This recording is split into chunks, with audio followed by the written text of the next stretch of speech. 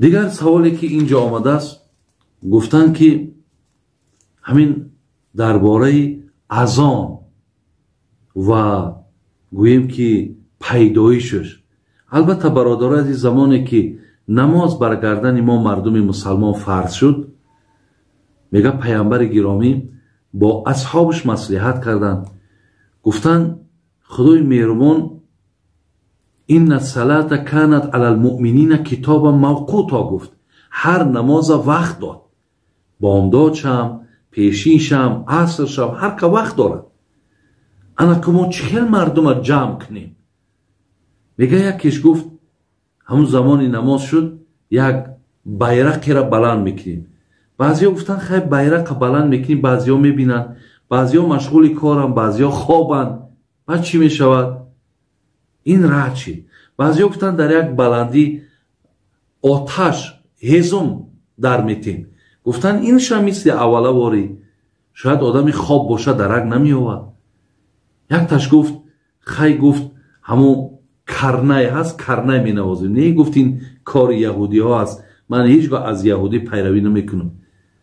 یک تای دیگرش گفت زنگ میزنیم، زنگوله.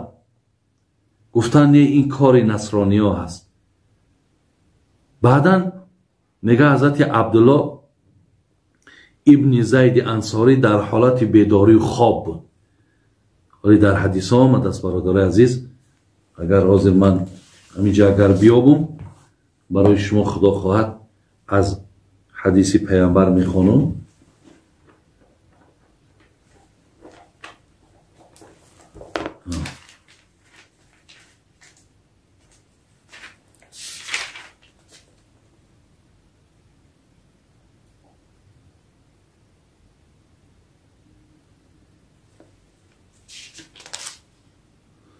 خب این حدیثی بود از برادران عزیز که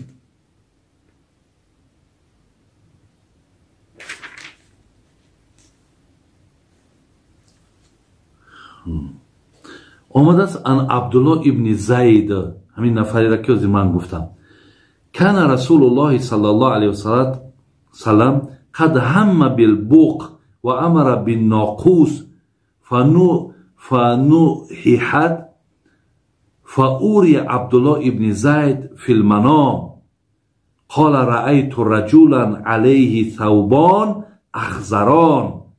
این حضرت عبدالله میگه خوابش میگه پیش پیغمبرمون حکایت کرد که یک مردی را دیدم در بدنش میگه لباسی سبز داشت و مقصد مرا همین کلمات اذان، برادرای عزیز و گرامی، کلمات های اذان تعلیم میداد.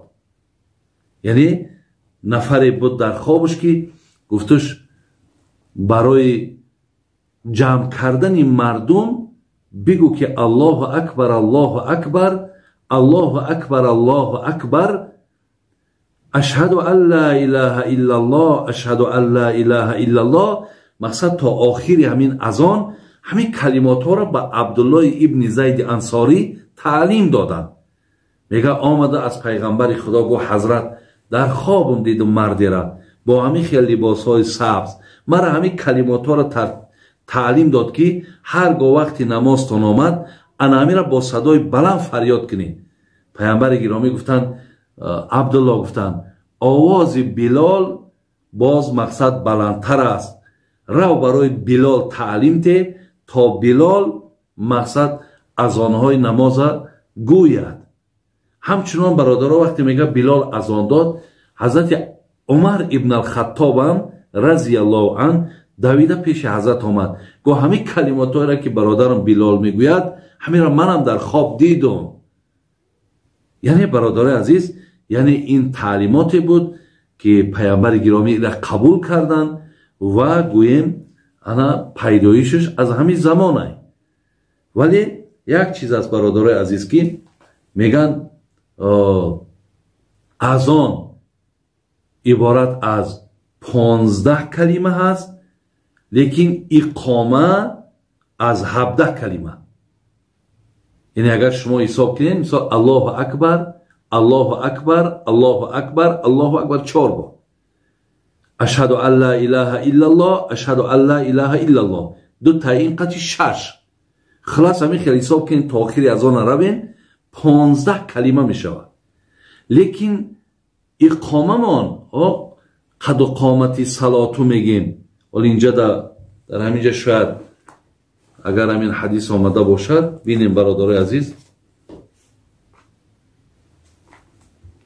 عبدالله ابن زید انصاری با آمده است، میگه جاء الی نبی فقال یا رسول الله رأیت فی المنام کان رجلا قام و علیه بردان اخضران فقام علی حائط فاذن مثنى مثنى و اقام مثنى مثنى.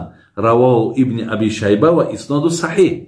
همین عبدالله ابن زید میگه که من همون مردی را دیدم که دو جامعه داشتن که عبارت از جامعه سبز بود و برای من تعلیم اذان کرد و تعلیم اقامه کرد. یعنی اذان هم گفت دوتا بود، اقامه هم دوتا بود. برای من مذهب خودمان برادرای عزیز. ولی شما دیدین مکه را گوش کنین، بعضی برادرایی که اگر پیروی مذهب هم نباشن اما اشهد ان لا اله الا الله، اشهد ان محمد رسول الله، اشهد ان لا اله الا الله را دوباره میگن. یعنی اقامه هم دوباره، اذان هم دوباره. برای همین میگیم کلمات اذان 15 تای، کلمات های اقامه 17 تای. انمو قد و قامتی صلاتو، قد و قامتی صلات، این دو تا کلمه دیگه در بالای اذان که جمع میشود 17 تا. انا در نماز بامداد حی علی الصلاة، حی علی الصلاة، حی علی الفلاح، حی علی الفلاح، با اینها هم بازم می شود.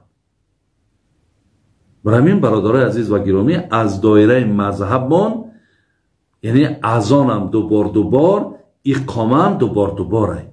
برامین کسی اگر در دایره مذهب باشد ایرا دانیم که یک بار مذهبی ما نیست، دوباره.